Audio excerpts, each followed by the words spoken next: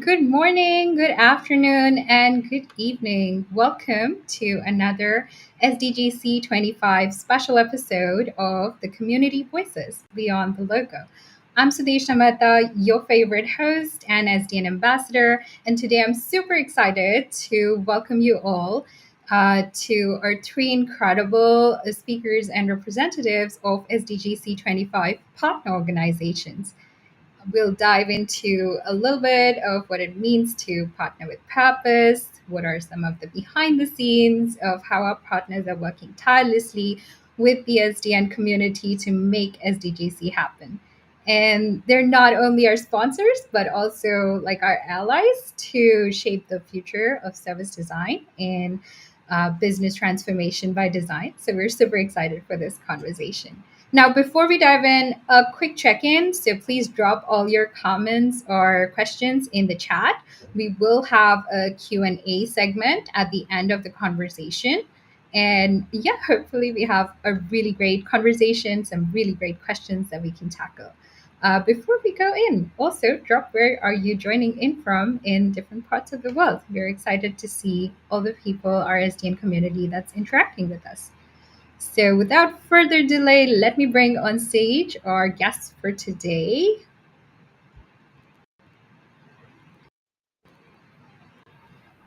Hello, welcome, James, Leandro, and Brandon. How are you? Thank you so much for joining us. We're so excited that you were able to make time. I know, like, this conversation has been in emails for a long time, and we're like, hey, let's get the date together and bring everyone together for this incredible conversation. And it's just 1 week before SDGC. Are you all excited? Are you packing? Where are you? I have to unpack first. I don't have to pack it. Well, actually, I do have to pack because I'm staying in a hotel, even though I live here, so I can be closer to the venue and everything. So yeah, lots of stuff to do yet, but the anticipation is growing every day. It's true. That's true. I think all of us are super excited, and those who are joining in person are definitely like on a whole roller coaster of planning and packing. And then there are people who are joining virtually as well. We had a couple of games and a lot of side events as well that is happening, so that we're engaging with the community as a whole. So yeah, let's begin by a little bit of quick intro. A little bit about your name, role, and your organization, which are our incredible partners. So can I volunteer James first? Hi, James Morelli with co-founder and COO at Harmonic Design. We are one of the few service design only focused firms in North America, and happy to partner with SDN. I came up through the web development world, very quickly found my way into UX, and from there it was just a quick hop and a jump into figuring out how do we apply human-centered methodologies into making working with these large enterprises a better thing for everybody. And that was around 2012 when service design really started emerging into the US as a practice. So happy to be here. Thanks for the invite. Thank you, James. And Harmonic has been our partner even for the last conference, so we're excited to have you this year as well. Brendan. Hi, I'm the Chief Experience Officer at Precocity. We're a digital agency, so we produce anything from mobile apps to websites, B2B software, AI, ML, back-end engineering, all of that stuff. So you get a soup to nuts, research, design, development, testing, all of that. Along the way, about that same time as James, I moved here to Dallas in 2013. And it was in that year that I was introduced to service design by Erica Flowers and a cohort of mine in user experience design, which is where I'd spent the bulk of my career. And I was like, oh, that's fascinating. Because the way I defined UX was the way Erica defined service design. And I said, okay, this is something I need to know more about. And then started taking, classes from Adaptive Path and whatnot to try to understand what this was, and it kind of blew my mind, and then started doing that as part of my practice within the agency. I was still just a senior UX designer, but I started offering service design, options, and it's grown. I've given talks on service design, your next UX path, career path choice, and whatnot, because it means so much to me, this idea that we design our world using the tools and frameworks that we know and love for the betterment of humans, centered around the humans. So it's not just an app, it's not just a website, it's a path, it's a journey, it's how you talk to people, it's how you communicate with your clients, it's everything. And I've always felt that way about UX, but service design gave me the tools and the frameworks and the network to truly realize that vision. So that's why my title doesn't have user in it, right? We're all about experience design, which is inclusive of service and interaction and user interface and all of those things. Thank you, Brendan. We can already see like the service design passion oozing, and it's going to be 100x times next week. Oh, So, Leandro, please. Yeah, hi everyone. I'm Leandro. I'm from Guatemala and living in Guatemala currently. And I'm working as experience and design director of Cognits, who is now part of the HTech group. We started out as I would say a software development company, or like software and technology is at our core of what we do. However, we have been integrating design into our practice and going beyond the screen, or going beyond what usually UX really means.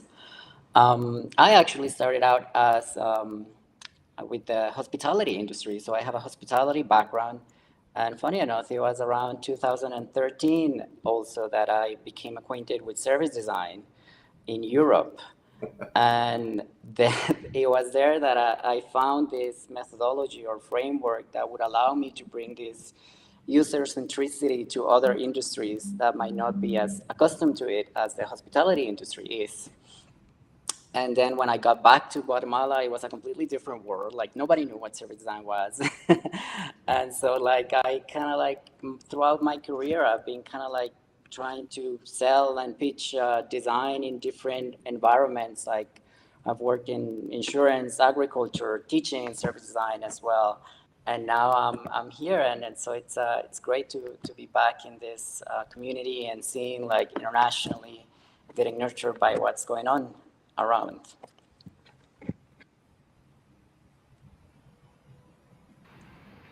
All right. Thank you so much, Leandro, for sharing that. And I see everyone's come from interesting walks of life. You have a lot of interdisciplinary conversations already starting.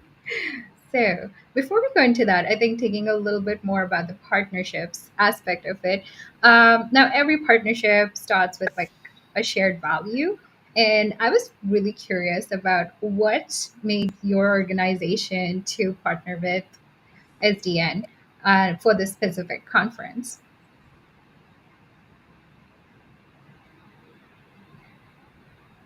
who's that for? Can I tap you? Sure. I'll jump in. So first of all, it was personal to me. I'm big into community. It means a lot to me to know and work with and network with my cohorts throughout the industry. And that's one thing I love about the UX community specifically, is that even though we were all competitors, we all shared, right? We would go to conferences and talk about what's working really well for our companies, because it's for the betterment of everyone.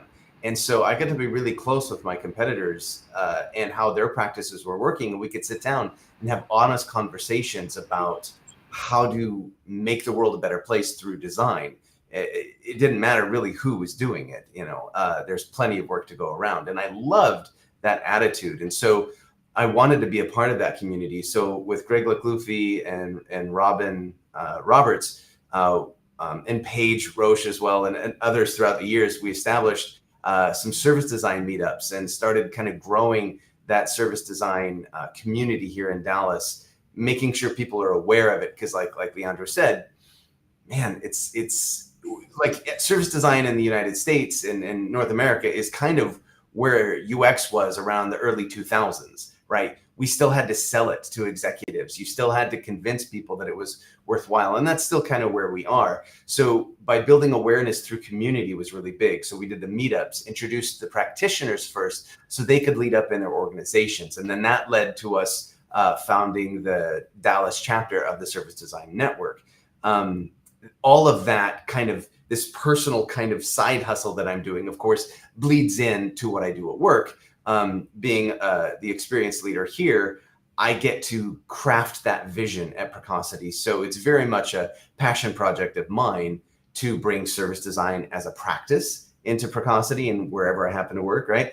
And then start offering those as services to our clients. And I have a really supportive executive leadership. And when they saw what service design offers and what it can do for our clients above and beyond the things they expect, it was a no-brainer for everybody here. So supporting the community as best as we're able is really, really important to us, whether it's offering a space or, a meal for a meetup or giving me extended Zoom privileges so I can host 2,000 people in a meetup at any given moment.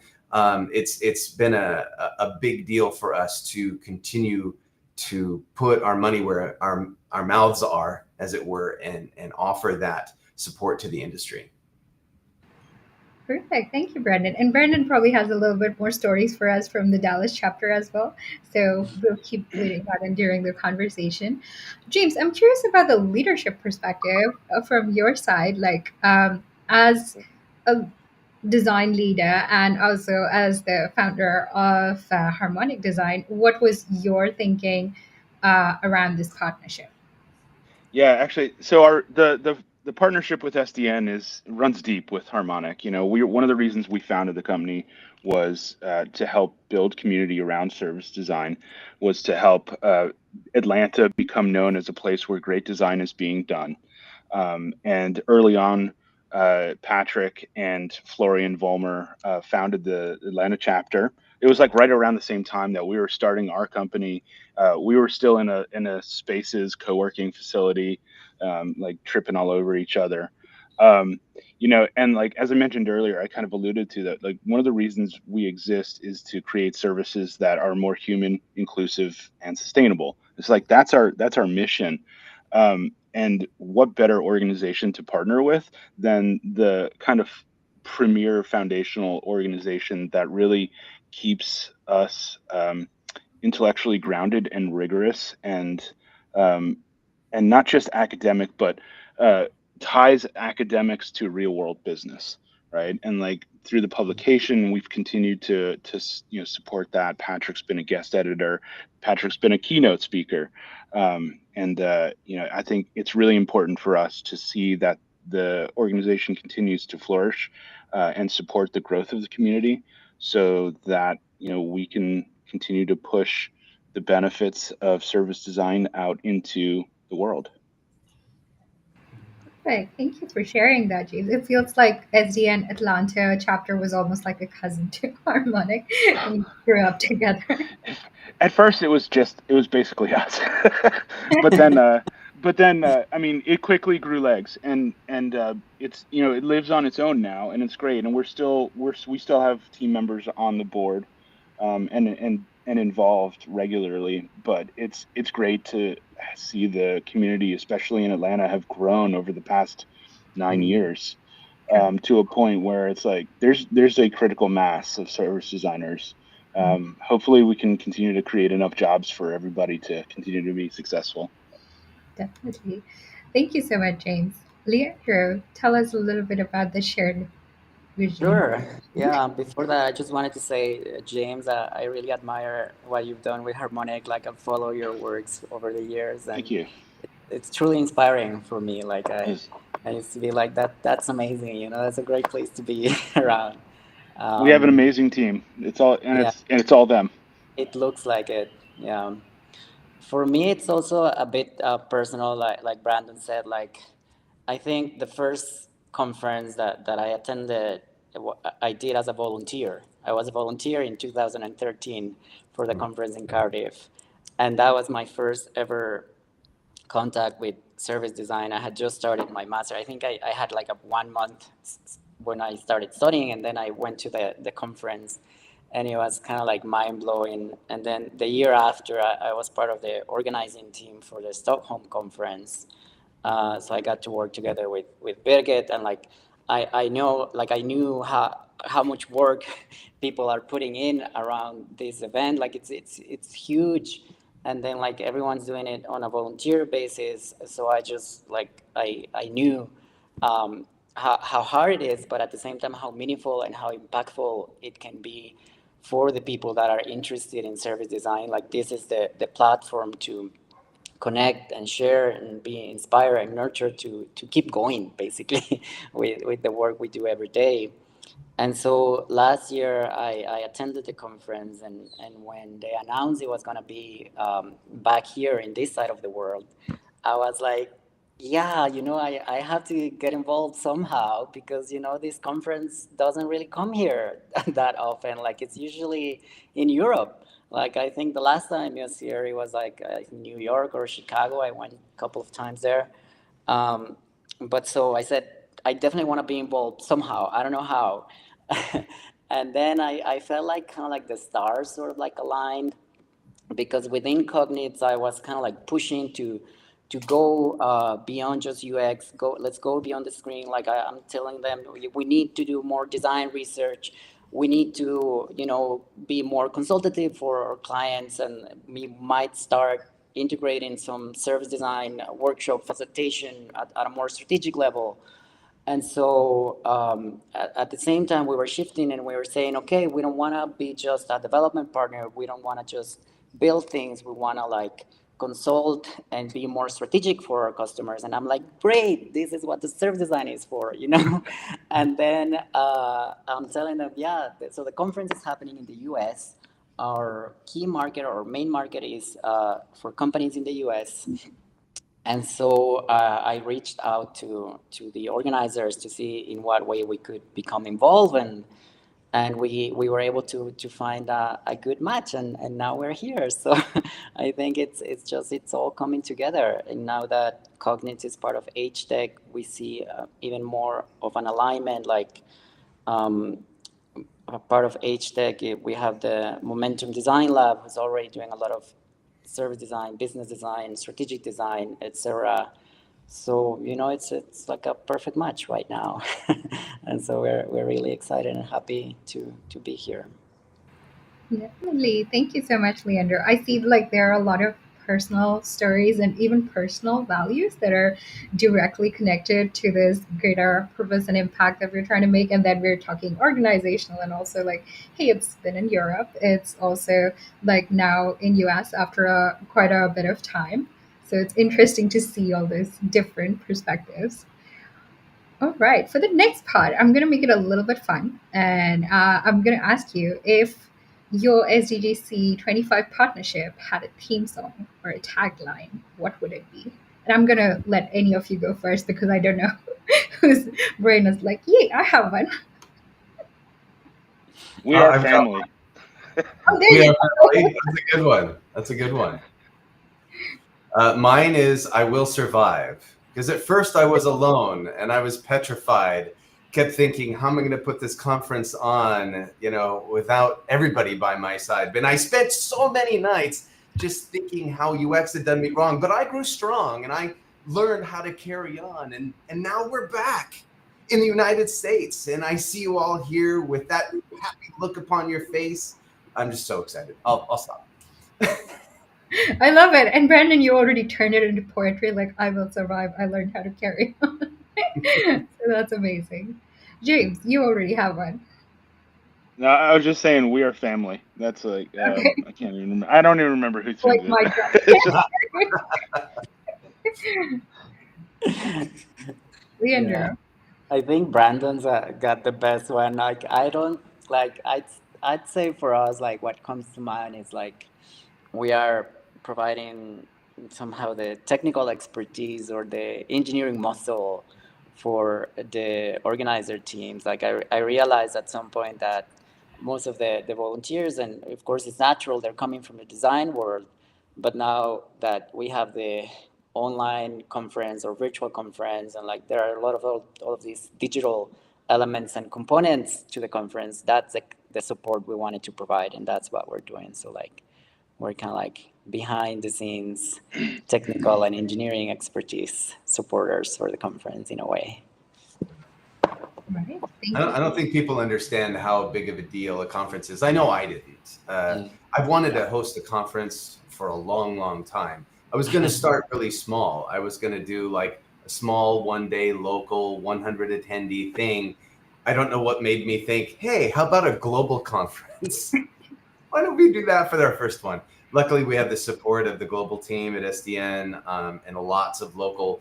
All the North America chapters have really jumped in to help and support us, sometimes monetarily even. Like it's been fantastic. This isn't a Dallas event. This is really a North American event.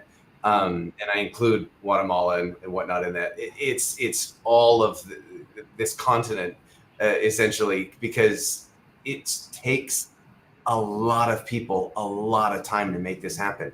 And even though we knew before the last conference had begun that it was going to be here, and planning really started in October, November, we are still doing last minute things, and everything won't be 100% ready to go until like Wednesday. It's crazy. With literally 12 months of planning time, it's still not enough time. That's with 70, 100 different people working, around the world clock. It is crazy. So it's fantastic to see people like Cognits and Harmonic and Chase and all of our great sponsors come together and help make this happen, because it is really, really hard. That is so true. But I will also emphasize that we have an incredible number of people from Europe and Asia also flying in. So it is definitely a huge global event, and looking forward to all those global conversations that are there. Um, your your line of thought, Brandon, makes me think about what is something that we don't know that goes into organizing this conference, what goes into behind the scenes, and what is like the partnership conversations that go into behind the scenes. It's a good one. Partnership conversations. I wasn't super involved in that side. That was kind of Greg Leclufi's part, but I did engage with some. And one of the things when engaging with partners, especially like cold calling partners, even trying to talk to my boss, right? Hey, let's support this, right? It requires you, it forces you to answer some really hard questions about ROI. Like, okay, who's coming? Why are they coming? How long are they going to be here? What are they going to do while they're here? What is the breakdown? What's the demographic? It's all the stuff that we do as service designers, is understanding who are the people, what are the problems that they have? Is this something that we can help them with? Or are we even the right people, right? And you have to be honest with yourself, and you have to be honest with the partner about what it means for them. What are they going to get out of this thing? Because it's a value exchange. So sometimes you get partnerships that are like donation or goodwill, and kind of things like, we just love what you're doing. Here's some money. Here's some support. Here's some swag. Whatever. Have fun. But that's really not the case in business, right? Really, they need to understand what's in it for me too, right? If I'm going to do this for you. And the good news is there's a lot in it for everybody. And so it forces you to ask those questions, but then you have really great answers to give to them. And I think that's been the benefit, is this conference isn't just about designers. It's about the clients themselves. It's about all the partners. It's about all the groups coming together who care about building systems that are human-centered. So that's partnership-wise. I think it's a tough thing that you have to do at the beginning, but once you answer all of that, you can deliver it. True. All right. Thank you, Brandon. That was very interesting to hear. James, I'm curious about your perspective. On why we... what is something people don't realize that goes into building these partnerships? Yeah, it's a lot of work to be partners. It's not just like you don't just stroke a check and get your lanyard and show up to a party. It's there's an expectation often.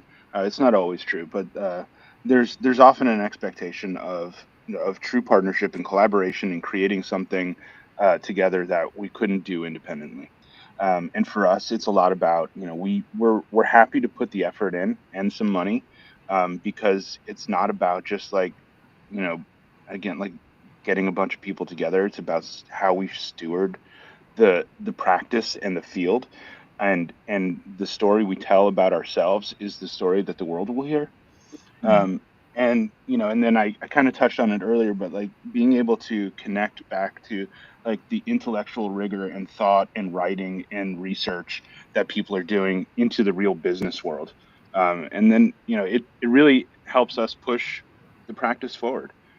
So for us, I think, you know, there's an alignment in the mission, and it just makes us that's pretty much why we choose to continue to support and grow our partnership every year. True. Thank you so much, James.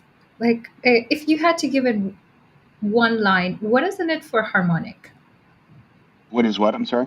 What is in it? Like, what is in it to have this partnership for Harmonic? um I think for us, like the value that we receive in exchange for our partnership is exposure to talent and community, and but also to have an active voice in shaping the narrative and telling the story about service design to the rest of the world. That that is an incredible point that resonated so much. Like having that active voice to shape what the future of service design is within the globe and within the context of US as well. It is so important. It's you're leading that conversation. You will be in the room that's with all the people that are co-creating that space together. Yep. So I do have a follow-up question, but before that, Leander, I want to hear your thoughts. Sure. I think yeah, it's a like I think Brandon said it's a lot about selling internally and like figuring out what kind of collaborations can happen. Like one thing is saying that yeah, we want to be partners or sponsors for this event, but then it's like making it real internally as well. So in my case, like for instance, I really thought about it as okay, let's position ourselves as this kind of like bridge design and development or design and engineering. And for that, I needed to bring on the engineering team to believe in design and kind of like get familiar with what design is and for them to become involved in it.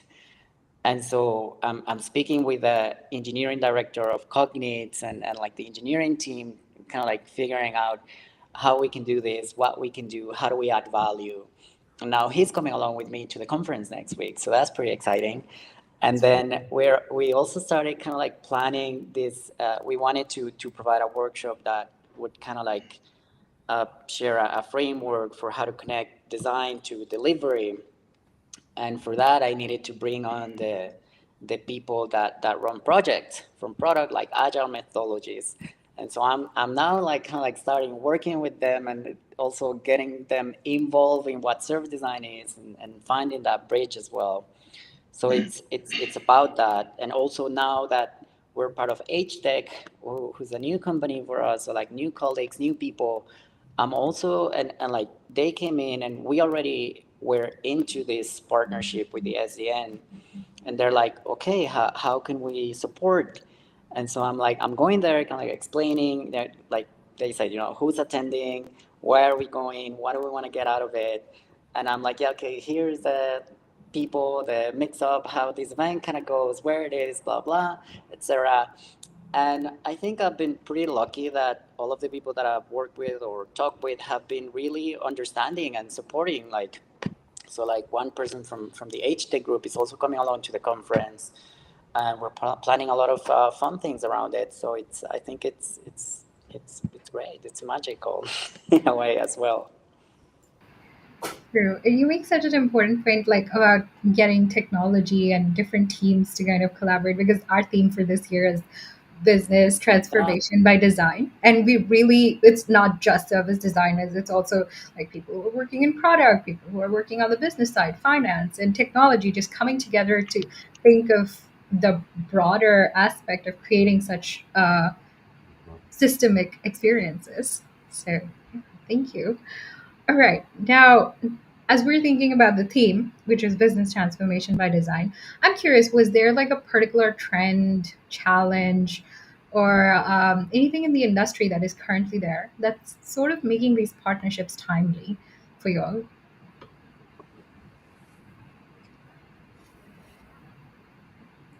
Geez, if you look at the world in macro, everything, right? There is nothing that couldn't use some human-centered, service design kind of love. Uh, Literally everything. I mean, one of my favorite talks last year in Helsinki was that group that helped transform onboarding for young 18-year-old soldiers who were kind of involuntarily conscripted into the military, and it was at Romania, I think, and they transformed that experience, building morale, boosting dedication to the military and whatnot. I was like, oh my gosh, I've never seen like service design applied in that way and then so successfully and getting buy-in from the brass. It's like, yes, yes, yes, more of this. And I think that's what drove the theme selection this year, was when we saw those case studies in Helsinki. We're like, we need more of that. There was a lot of big idea thinking. There's a lot of ambition in the service design community and a lot of heart, and we love that. But at the same time, we all have to get paid, and we've got to do the work. And design has fought for a seat at the table for many, many years. Well, we're here.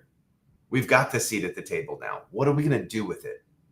And I think service design, more than any other, has the tools necessary to effectively change the hearts and minds of the people at that table for the betterment of the people who aren't at that table.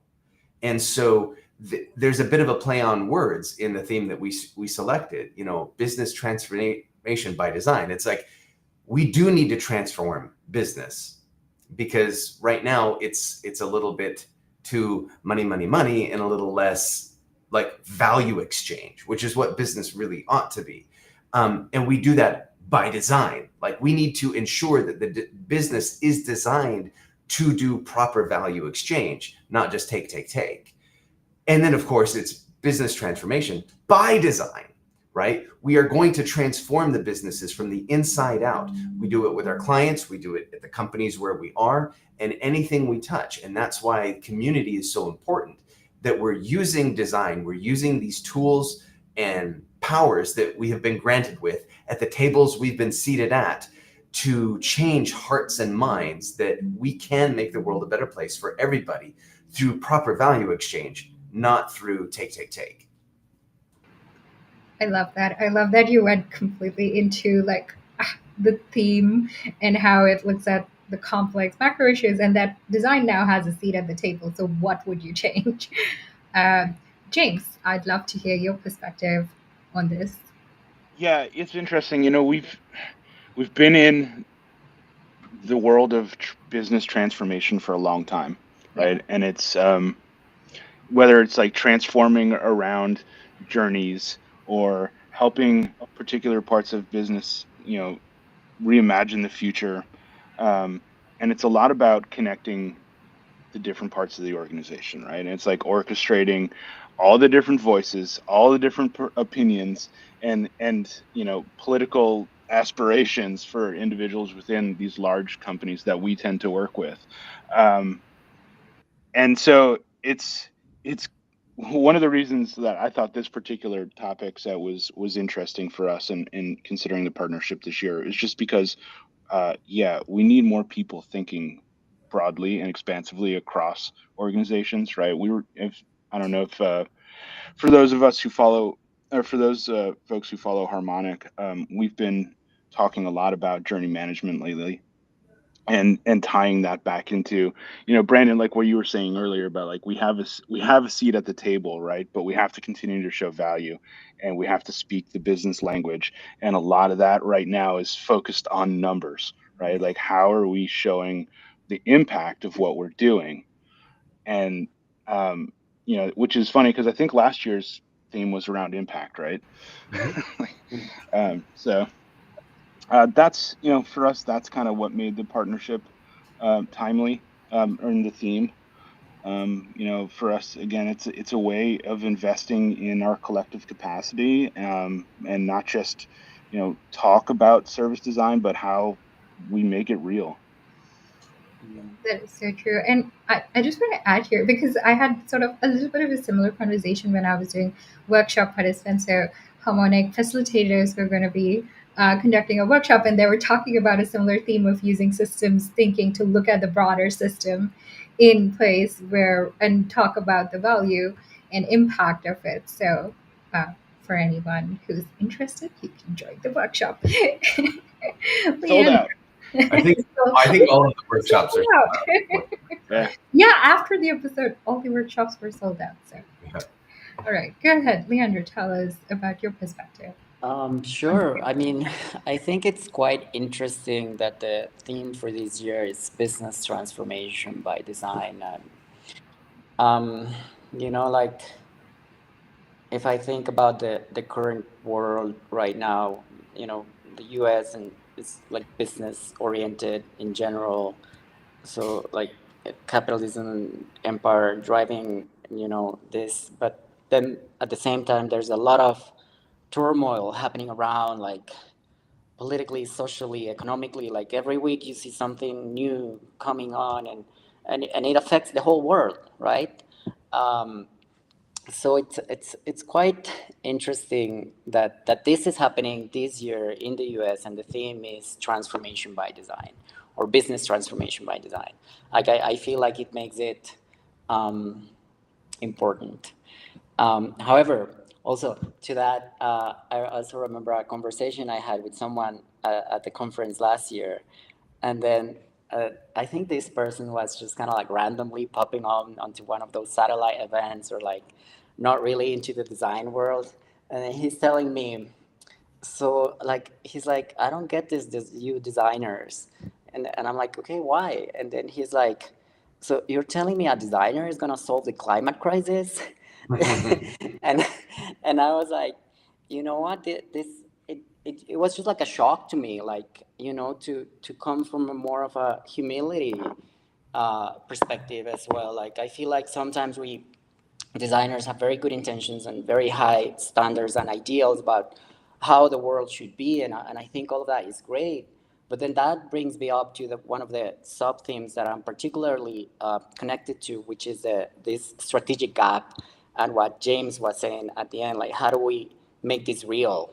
How do we bridge the gap from design, from idea to reality and implementation? And I that's what's driving me right now. I feel around this topic and theme, and yeah, like to see what the future holds. The world is changing, and of course we have a part in it. So let's make it so. Right. Thank you, Leandro. And that is so true. Like, we have to take our part in it and really be involved, take that seat on the table, and be involved in the decision making that is happening in the service design and business transformation space to all the areas of impact that we're touching. And I know that that comes with so many different fields, like either you're in healthcare or you might be in, I don't know, finance and operations. And of course, the new technologies and emerging technologies are evolving really fast. So, what do we do in that space?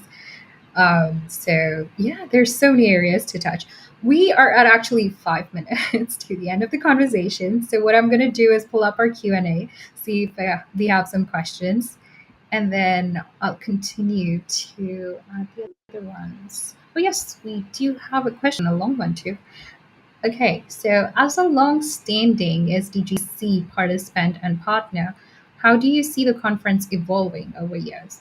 Okay, and from your perspective, what aspects have notably improved, and in which areas do you think we still face challenges? I'll jump into that one to talk a little bit about what we observed in Helsinki and then some of the things we wanted to change this year to give it a shot. One of the aspects, we went from a multi-track to a single track this year. There were a lot of reasons for it, but one of the things that makes me excited about it is that everybody gets to see all the talks if they want to, right? We do have some side content as well, so there's not just the main stage stuff, but there's some stuff off main stage that you can attend as well. Lucid is giving a talk. We've got student lunch panels with the speakers and things like that. So there's some other cool stuff too. But the idea of having everybody in the same space the whole time pretty much means that the conversations we have after are all on the same page. So there's no FOMO. You're not really going to miss out on anything if you just kind of stay put and engage with everybody. So that's one thing that we're excited to try. We'll see how it works. It may not work, but that's what we do, right? As designers, you design like you know you're right, then you test like you know you're wrong. And that's what we're trying here. Some other things that we did is, even at the conference, we were asking people, what do you like about what went on here? What don't you like? So we have more breaks. There's always a break between talks now. Instead of being stacked atop one another, we're trying that. It meant we had fewer speakers, right? Because breaks take time, right? But we're trying to see, can we balance the value of the number of speakers that you're getting, all keynote value, essentially, and then give you breaks, time to interact, time to network, time to go to the restroom, things like that. Make sure that everybody has a seat, because there were talks that nobody could attend last year because everybody wanted to go, but there weren't enough chairs, that kind of thing. We didn't want to have that problem. So I think in terms of the challenges we still face are cost, right? Finding the right venue because you have to guess, how many people do we think are going to come? Is it 100? Is it 5,000? Right? Those are very different numbers, and they require very different costs of venues. What kind of sponsors are we going to get? What kind of other things are we going to do while we're there? And we kind of have to guess as we go. I think this was a big learning year in terms of expense. The United States is considerably more expensive to do anything in than a lot of the places it has been in Europe. So we learned a lot about ensuring that what locations we choose for the conference, understanding the kind of the cost that it's going to be, understanding the cost of travel, right? How are we flipping? Where are most of our attendees going to be coming from? That kind of thing. So it's a really, really big deal. It's a big experiment this year. And it turns out it's even bigger than we had planned based on how the world chose to go, which was completely out of our control. So those are the things that we have to face and we have to understand. And I think moving forward, SDN is now primed to pivot a little bit more quickly based on what we learned this year and what is required of us in terms of location and value and travel and all of that stuff. It's really, really difficult. It's complex, but we learned a lot. And I think this year's going to be amazing. We're going to have a lot of fun. And we're going to take whatever we learned from this year, and next year is going to just be even better, I'm sure. Perfect. Thank you, Brandon. You gave us some very amazing insights into that. I will tell you that during last year, I was listening to the talks, and then I was on the online conference on my trying to catch up with all the talks. So it was pretty interesting. So excited for this one. James, tell us your perspective as a longtime partner. What do you think of the conference, evolution of the conference over the years? My involvement really has been more over just the past 3 years, and it's been interesting to see the different venues and approaches that have been taken. Berlin was tighter, right? It's a smaller venue, more individual, like very interesting location, but like tighter, smaller rooms, except for the main conference. But it was interesting how it was like kind of broken out, and you broke out, came back together a couple Mhm. times. Last year was more of a kind of like a traditional multi-tracked conference, which I thought was really well put together and very interesting. I thought the speaker selection was great. And like you could follow a different track, or you could jump back and forth between them. I agree with the point Brandon made like earlier, is that some of the rooms you just couldn't get in, which was unfortunate, because I think some of those conversations and talks were pretty good. So hopefully folks were able to get on the virtual or go after the fact and watch the videos. I'm interested to see this year's evolution of the program, and excited for the future as well. Perfect. Thank you so much, James. And we're excited to host you next week at Dallas, Texas. Leandro.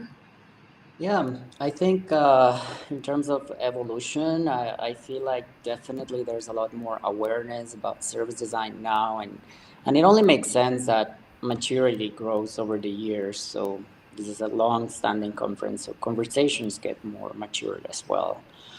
And I guess in terms of format, I think it's great that the conference started becoming online or having this digital virtual version after the pandemic, and it kept on going. It definitely made it much more accessible.